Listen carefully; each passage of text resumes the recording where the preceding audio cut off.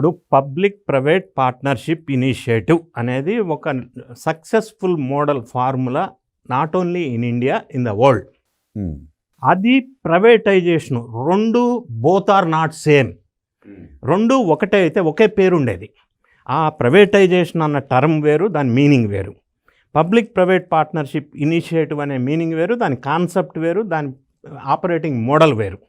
So రెండు ఒకటనేది ఎలా ఉంది అని అంటే, ఇప్పుడు డేటా సెంటర్కి కాల్ సెంటర్కి ఒకటే అన్నట్టుగా ఉంది. అంటే సంబంధం లేని హేతుబద్ధమైన ఆలోచన లేని ప్రజల్ని మభ్యపెట్టే విధంగా ప్రైవేటైజేషన్ అంటున్నారు.